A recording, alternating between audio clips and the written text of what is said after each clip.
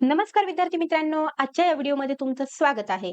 तर आपण इयत्ता 7वीचं इतिहास प्लस नागरिकशास्त्र कव्हर केलेलं आहे. तर आज आपण इयत्ता 7वीचा इतिहास या ठिकाणी सुरू करत आहोत. तर प्रत्येक व्हिडिओमध्ये 2-3 धड्याचे प्रश्न आपण या ठिकाणी काढून टाकत आहोत.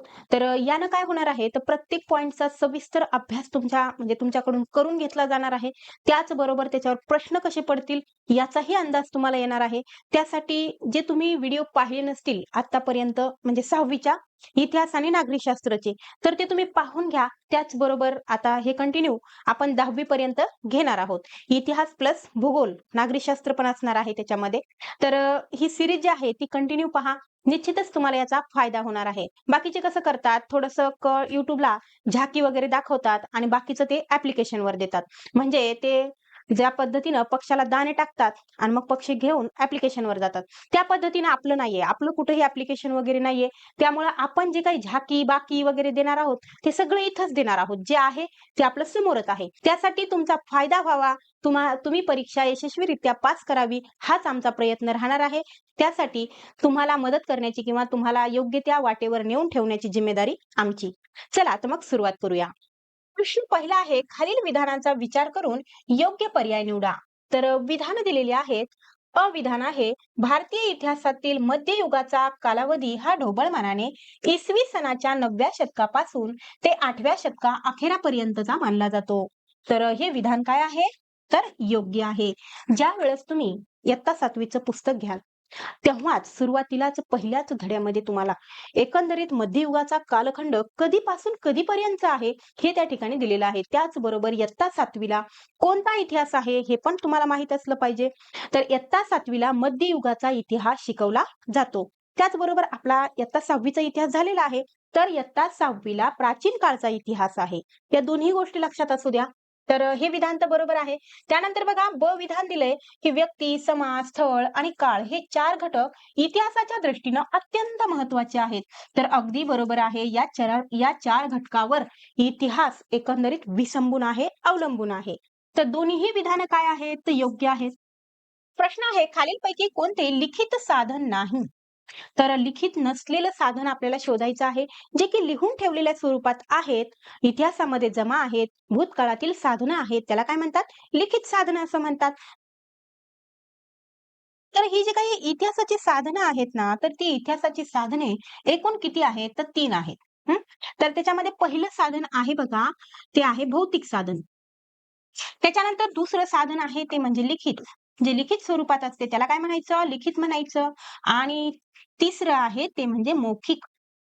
म्हणजे ते काय केलेलं नाही, लिहिलेलं नाहीये. फक्त मौखिक स्वरूपामध्ये पिढ्यानपिढ्या ते याच्याकडून त्याच्याकडं, त्याच्याकडून त्याच्याकडं काय आहे, दिलं जात आहे. एकमेकांकडनं ऐकून ते पुढं म्हणत आलेलं आहे. त्याला काय म्हणायचं? मौखिक साधन असं म्हणायचं. मग हे भौतिक साधन काय आहे? तर वस्तू, वास्तू, लेण्या यांचा त्याच्यामध्ये समावेश होतो. ते म्हणजे भौतिक साधन. तर अशा पद्धतीने इतिहासाची ही 3 काय आहेत? साधनं आहेत. तर आपल्याला प्रश्न विचारलेला आहे, की लिखित साधन नाही, तर बघा ग्रंथ आणि चरित्र हे काय आहे? लिखित साधन आहे. बखरी आणि त्वारीख हे काय आहे? लिखित साधन आहे. त्याचबरोबर पत्रव्यवहार आणि खलिते हे पण लिखित साधन आहे. परंतु मिथके आणि कथा हे काय आहे? तर मौखिक साधन आहे किंवा मौखिक साधने आहेत. तर मग भौतिक साधनं नेमकी कोणकोणती असतील? तर त्याच्यामध्ये गाथा, श्लोक, अभंग, म्हणी या सर्व त्याचबरोबर मिथके आणि कथा या सर्वांचा समावेश कशामध्ये होणार आहे? तर मौखिक साधनामध्ये होणार आहे. आणि हे बाकीचे तर काय आहेत? लिखित साधनं आहेत. तर मग या ठिकाणी लिखित साधन नाही. कोणतं नाही? तर मिथके आणि कथा हे काय नाहीये? लिखित साधन नाहीये. पुढे जाऊया. तानाजी यांच्या सिंहगड मोहिमेचे वर्णन करणाऱ्या पोवाड्याचे रचनाकार कोण आहेत? तर इथं असं म्हणायचं आहे, की जो काही पोवाडा आहे, ज्या पोवाड्यामध्ये तानाजी मालुसरे यांनी कोंढाणा किल्ला सर केलेला आहे, तिथं आपल्या जीवाची बाजी लावून पराक्रमाची शर्त केलेली आहे. अशा किल्ल्यावर त्यांना कशा पद्धतीने रणनीती अवलंबली, कशा पद्धतीने पराक्रमाची शर्त केली, याच्याविषयी पोवाडा लिहिलेला आहे. आणि तो पोवाडा कोणी लिहिला, कोणी रचला? तर ते रचनाकार आहेत तुळशीदास शाहीर. कोण आहेत? तुळशीदास शाहीर.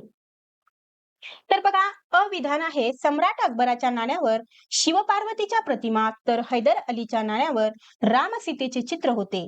तर हे जे विधान आहे ते चुकीचं आहे. का चुकीचं आहे? तर सम्राट अकबराच्या नाण्यावर काय होते? तर रामसीतेचे चित्र होते. आणि कोणाच्या हैदर अलीच्या नाण्यावर कशाचे होते? तर शिवपार्वतीचे होते. तर या ठिकाणी उरपाट केल्यामुळं हे विधान काय झालेलं आहे? चुकलेलं आहे. आता तुम्ही लक्षात ठेवा, की सम्राट अकबराच्या नाण्यावर रामसीतेचे आणि हैदर अलीच्या नाण्यावर शिवपार्वतीचे चित्र होते. त्यानंतर बघा, विधान बी आहे. पेशव्यांच्या नाण्यावर अरेबिक किंवा पार्शियन भाषेचा वापर होत असे. हे विधान काय आहे? योग्य आहे. तर आपल्याला या ठिकाणी अयोग्य आणि ब कसं आहे? तर योग्य आहे. तर विधान अयोग्य आणि विधान ब योग्य. पर्याय क्रमांक 2. खालील विधानापैकी अयोग्य विधान ओळखा. चुकीचं विधान ओळखायचं आहे. पहिलं विधान आहे, 8व्या शतकातील पाल हे बंगालमधील एक प्रसिद्ध राजघराणे होते. अगदी बरोबर आहे. जेव्हा तुम्ही इयत्ता 7वीचं पुस्तक घेऊन पाहाल, त्याच्यामध्ये दुसरा धडा आहे शिवपूर्वकालीन भारत. म्हणजे शिवाजी महाराजांच्या पूर्वी भारताची काय दशा होती, भारत कशा पद्धतीचा होता, ते त्या ठिकाणी कशा पद्धतीची राजघराणे होते, सर्वच्या सर्व राजघराण्याची माहिती त्या ठिकाणी दिलेली आहे. आणि या राजघराण्यावर पण बऱ्याच वेळेस प्रश्न विचारण्यात आलेला आहे. बघा, पहिलं विधान तर बरोबर आहे. उत्तर भारतातील राजपूत घराण्यामध्ये गहडवाळ आणि परमार ही घराणी महत्वाची होत. तर अगदी बरोबर आहे. त्यानंतर तमिळनाडूतील चोळ घराण्यातील राजराज पहिला आणि राजेंद्र पहिला हे राजे महत्वाचे होते. अगदी बरोबर आहे. त्याच्यानंतर चौथा पर्याय आहे, कर्नाटकातील होयसाळ घराण्यातील गोविंद तिसरा या राजाने संपूर्ण कर्नाटक जिंकला. तर हे विधान मात्र काय आहे? चुकीचं आहे. कर्नाटकातील होयसळ घराण्यातील कोणी विष्णुवर्धन यानं काय केलेलं होतं? तर संपूर्ण कर्नाटक जिंकलेला होता. परंतु विधानामध्ये काय म्हणलंय, की होयसळ घराण्यातील गोविंद तिसरा. गोविंद तिसरा हा तर काय आहे? राष्ट्रकूट घराण्यातील आहे. गोविंद तिसरा हा काय आहे? राष्ट्रकूट घराण्यातील आहे. म्हणजे हे विधान काय आहे? चुकीचं आहे. आणि मग होयसळ घराण्यातील कोण आहे? तर होयसळ घराण्यातील आहे विष्णुवर्धन. कायम लक्षात असू द्या, की गोविंद तिसरा हा राष्ट्रकूट घराण्यातील राजा आहे. त्याचबरोबर होयसळ घराण्यातील असा राजा, की ज्यानं संपूर्ण कर्नाटक जिंकलं होतं, तो राजा होता विष्णुवर्धन. तर मग आपलं अयोग्य विधान आहे पर्याय क्रमांक.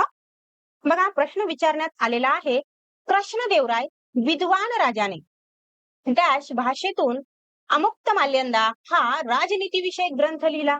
कोणत्या भाषेतून लिहिला? तर तेलुगू भाषेतून लिहिला. बहमनी राज्याचा मुख्य वजीर याने सैनिकांना जहागिरी देण्याऐवजी रोख पगार देण्यास सुरुवात केली. तर बहमनी राज्याचा मुख्य वजीर म्हणजेच कोण होता? तर तो होता मोहम्मद गावान. यानं काय केलेलं आहे, की जहागिरी देण्याऐवजी सैनिकांना रोख पगार देण्यास सुरुवात केलेली आहे. तर पर्याय क्रमांक 2 हे आपलं योग्य. 21 एप्रिल 1526 ला पानिपतची पहिली लढाई डॅश आणि डॅश यांच्यामध्ये झाली. तर पानिपतची पहिली लढाई केव्हा झाली असा पण प्रश्न विचारण्यात आलेला आहे. तर 21 एप्रिल 1526 ला काय झालेली आहे? पहिली लढाई झालेली आहे. आणि ती कोणाच्या मध्ये म्हणजे कोणत्या दोन व्यक्तींच्या मध्ये झालेली आहे? तर ती झालेली आहे बघा, इब्राहिम लोदी आणि बाबर यांच्यामध्ये झालेली आहे. तर झालं काय होतं, की इब्राहिम लोदी कोण? इब्राहिम लोदी आणि कोण होता? दौलत खान लोदी यांची कट्टर दुश्मनी होती. आता आडनाव तुम्हाला लोधी लोधी दिसत असतील, म्हणजेच काय असणार आहे? बहुतेक तर भावकीच असणार आहे, है की नाही? भावकीच अशी कटू कारस्थान करते, भांडणं वगैरे लावण्याचं. मग आता चाललेत ना भावाभावाची भांडणं, भावकीमध्ये भांडणं, तर भावकीतच भांडणं करायची की नाही?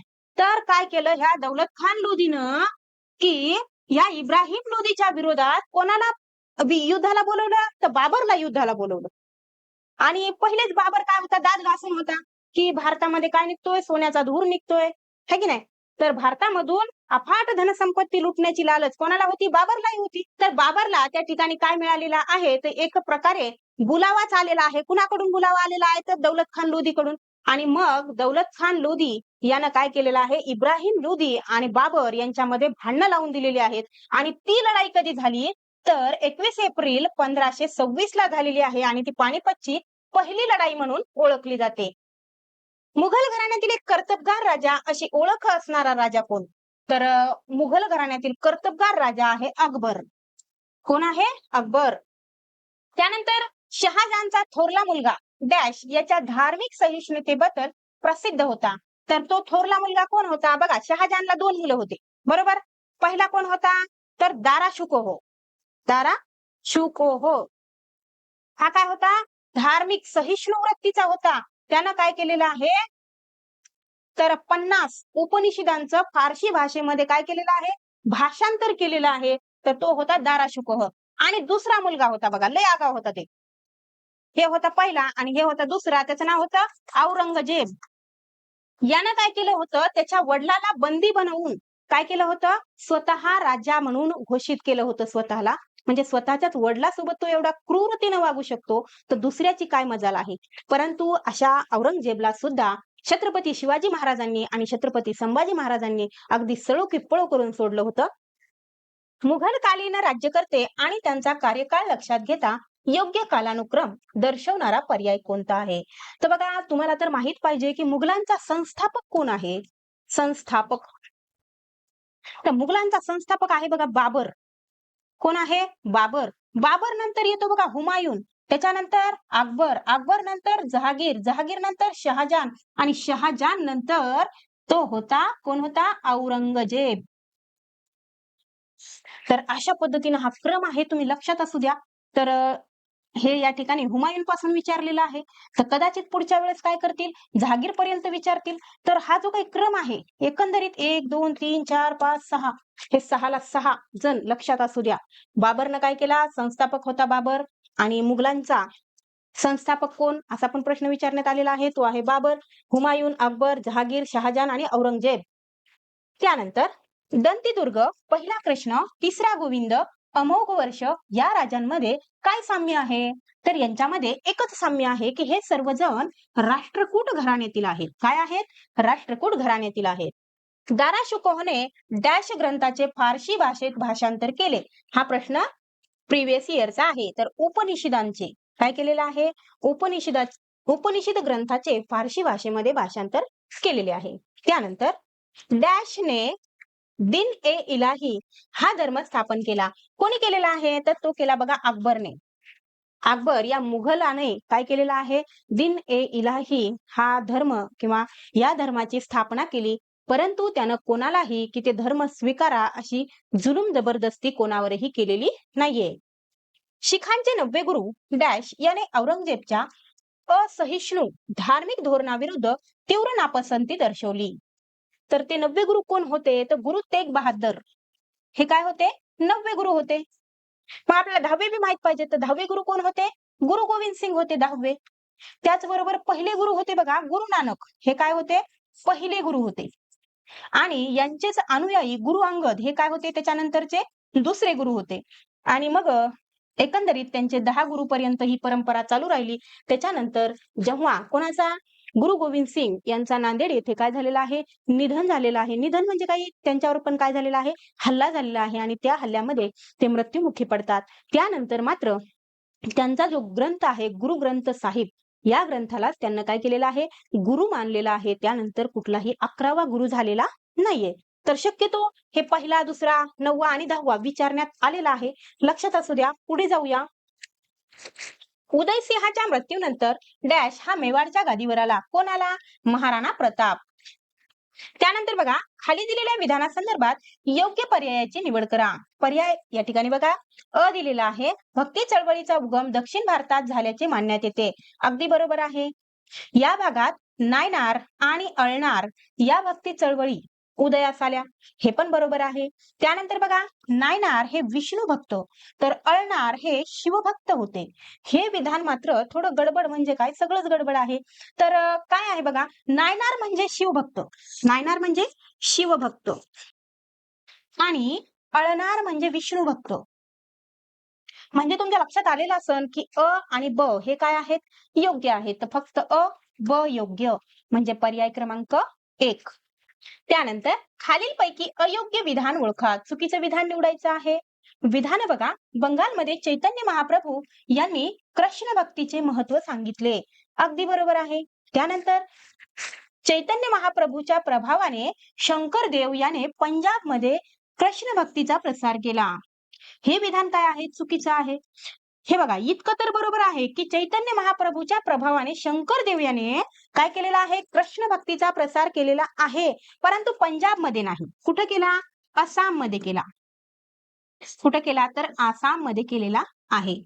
गुजरातमध्ये संत नरसिंह मेहता प्रसिद्ध वैष्णव संत होऊन गेले. अगदी बरोबर आहे. त्याच्यानंतर संत मीराबाईंनी कृष्ण भक्तीचा महिमा सांगितला, हे पण योग्य आहे. तर अयोग्य आहे पर्याय क्रमांक 2. बघा, विधान दिलेलं आहे अ आणि ब. तर अ विधान दिलंय, हिंदी साहित्यातील महाकवी सूरदास यांनी सूरसागर हे काव्य लिहिले. अगदी बरोबर आहे, सर्वांना माहित आहे हे तर. विधान ब आहे, संत तुलसीदासांच्या रामचरितमानस या ग्रंथात राम भक्तीचा सुंदर आविष्कार झालेला आहे किंवा झालेला आढळतो. हे पण विधान बरोबर आहे. म्हणजे दोन्ही विधाने काय आहेत? योग्य आहेत. अयोग्य नाही. दोन्ही विधानं योग्य आहेत. आता बघा, इथं आपल्याला जोड्या लावायच्या. तर साहित्य आणि साहित्यिक दिलेले आहेत. तर हे जे साहित्य आणि साहित्यिक आहेत, हे माहित आहे का तुम्हाला? या डब्यामध्ये दिलेले आहेत. हे डब्बा म्हणजे उघडून बघायचाच. जसं की याच्यामध्ये तुम्हाला दरवेळेस प्रश्न म्हणजे अशा पद्धतीचा प्रश्न तुम्हाला नेहमी विचारला जातो. म्हणून माहित आहे का तुम्हाला? हे नक्की जाऊन वाचायचं, पाहायचं. बघा, आता माहीम भट्ट यांना काय केलेलं आहे? तर लीळाचरित्र आहे यांचं. त्यानंतर महदंबा यांचं काय आहे? तर धवळे. त्याच्यानंतर केसोबास यांचे सूत्रपाठ आणि दृष्टांतपाठ. त्याच्यानंतर दामोदर पंडित यांचं काय आहे? तर वच्चाहरण. तर असे पर्याय बघा बरं कुठं आहेत? तर ऑप्शन मध्ये आहेत का? तर बघा, अ च ब, त्याच्यानंतर 2 च अ, बरोबर. त्याच्यानंतर ड च 3, आणि 4 च ई. अगदी बरोबर आहे. पर्याय क्रमांक 1 हे आपलं उत्तर आहे. मग रुक्मिणी स्वयंवर कोणी लिहिलं? तर हे नरेंद्र यांचं आहे बघा. नरेंद्र यांना काय केलेलं आहे? रुक्मिणी स्वयंवर हे लिहिलेलं आहे. लक्षात असू द्या, याच्यावर नेहमी प्रश्न विचारला जातो. बघा, रामानंद यांचा संबंध जर समजा रामानंद हे उत्तर भारतातील आहेत, तर चैतन्य महाप्रभू हे कुठले आहेत मग? तर चैतन्य महाप्रभू हे कुठले आहेत? तर बंगालमधील आहेत. बंगाल. चैतन्य महाप्रभू, शंकरदेव, सूरदास यांनी डॅशचे महत्व सांगितले. कशाचे महत्व सांगितले? तर कृष्ण भक्तीचे महत्व सांगितलेले आहे. पुढे जाऊया. जगप्रसिद्ध नालंदा विद्यापीठातील समृद्ध ग्रंथालय जाळणारा डॅश हा शासक होता. कोण होता तो? तर अल्लाउद्दीन खलजी होता का? तर नाही. महमूद गावान, इब्राहिम लोदी? नाही. तर तो कोण होता? तर ह्याच्यामध्ये तर यापैकी नाही म्हणावं लागेल आपल्याला, आणि तो होता बख्तियार खलजी. बख्तियार खलजी यानं भारतातील जे साहित्य आहे, भारताचं ज्ञानच एक प्रकारे ह्यानं काय केलेलं आहे? जाळून टाकलेलं आहे. बहमनी राज्याचा डॅश या पहिल्या सुलतानाने कर्नाटकातील गुलबर्गा येथे राजधानी स्थापन केली. कोणी केली? तर हसन गंगू याने केलेली आहे. त्यानंतर सुफी हा डॅश मधील पंथ होय. कुठला आहे सुफी पंथ? तो अफगाणिस्तानचा आहे. त्यानंतर मन्मथ स्वामी यांनी लिहिलेला डॅश हा प्रसिद्ध ग्रंथ आहे. कोणता लिहिला मन्मथ स्वामींनी? तर परमहास्य हा ग्रंथ प्रसिद्ध आहे मन्मथ स्वामी यांचा. बघा, प्रश्न विचारण्यात आलेला आहे, संत तुलसीदासांच्या डॅश या ग्रंथात रामभक्तीचा सुंदर आविष्कार झालेला आढळतो. कशामध्ये? तर रामचरित मानस मध्ये. तर हे साहित्य आणि त्यांचे जे काही साहित्य आणि साहित्यिक हे फार महत्वाचे आहे. त्याच्यावर नेहमी प्रश्न विचारले जातात. बघा, प्रश्न आहे, खाजा मोमुद्दीन चिश्ती आणि शेख निजाउद्दीन औलिया हे थोर डॅश संत होते. तर हे सुफी संत होते. तर मुस्लिम जे काही धर्म आहे याच्यामध्ये जे पंथ आहे सुफी पंथ, तर याचे हे थोर संत होते. तर विद्यार्थी मित्रांनो, तुम्हाला व्हिडिओ कसा वाटला हे नक्की कमेंटद्वारे कळवा. भेटूया पुढच्या व्हिडिओमध्ये.